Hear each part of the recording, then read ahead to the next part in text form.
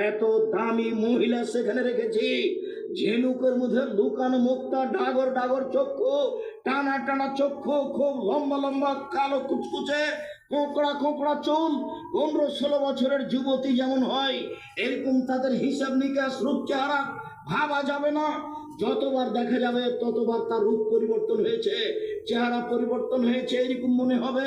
তার শরীরে কোনোদিন ময়লা হবে না, তার কাপড় কোনোদিন পুরাতন হবে না, তার কোনোদিন পেশাব হবে না, তার কোনোদিন পায়খানা হবে না, তার কোনোদিন হায়েজ হবে না, তাকে গোসল করে পবিত্র হতে হবে না। ভিন্ন ধরনের নারী আমি জান্নাতে রেখেছি। পৃথিবীর মানুষ শুনে রেখো, আমি তোমাদের জন্য এত উন্নত মানের থাকা খাওয়া আর সুখ শান্তির জন্য নারী রেখেছি যে চোখ কোনোদিন দেখেনি থাকা খাওয়ার জায়গায় এত উন্নত মানের হতে পারে। আমার স্বামী এত জুলুন, কান কোনোদিন শুনেনি।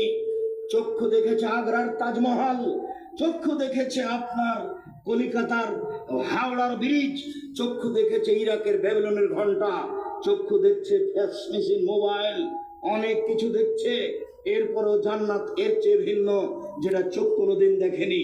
কান শুনেছে দত্তরাজের কাহিনী, 7 সমুদ্র 13 নদী পারে আছে। এরপরেও জান্নাত এমন কিছু যেটা মানুষের কান কোনোদিন শুনেনি।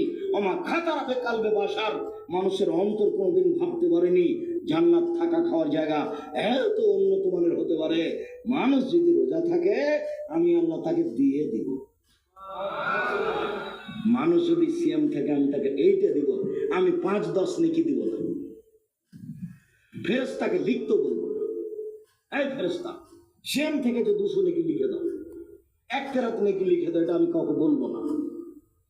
আমি কোনো 5-10 নেকি দিব না, আমি বলবো এই নাও।